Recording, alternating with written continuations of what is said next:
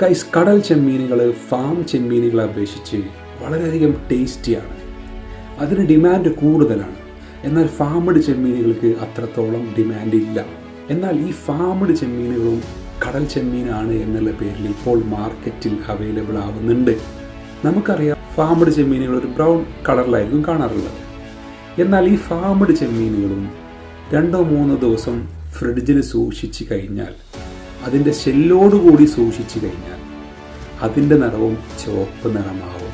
അങ്ങനെ സൂക്ഷിച്ച സാധനം മാർക്കറ്റിൽ എത്തിക്കഴിഞ്ഞാൽ ജനങ്ങൾ കബളിപ്പിക്കപ്പെടാനുള്ള സാധ്യത വളരെ കൂടുതലാണ്.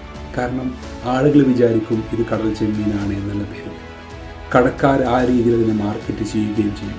ഫാമഡ് ചെമ്മീനുകൾക്ക് പ്രശ്നങ്ങളൊന്നും ഉണ്ടായിട്ടല്ല, പക്ഷേ കടൽ ചെമ്മീനാണ് എന്നുള്ള പേര് പറഞ്ഞുകൊണ്ട് ഫാമഡ് ചെമ്മീനുകളെ വിൽക്കുമ്പോഴാണ് പ്രശ്നം.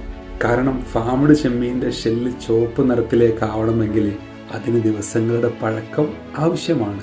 നിങ്ങൾ ചെമ്മീൻ വാങ്ങാൻ പോകുമ്പോൾ ആ കൂട്ടത്തിലേക്ക് ജസ്റ്റ് ഒന്ന് നോക്കുക, അതിൽ മിക്സ്ഡ് കളേഴ്സ് ഇല്ല എന്ന് നിങ്ങൾ ഉറപ്പ് വരുത്തുക. കാരണം ഫാമഡ് ചെമ്മീൻ എല്ലാം ഒരുപോലെ കളറായിക്കൊള്ളുന്നില്ല. ചിലത് ചുവപ്പായിരിക്കും, ചിലത് ഒരു ബ്രൗൺ കളറായിരിക്കും.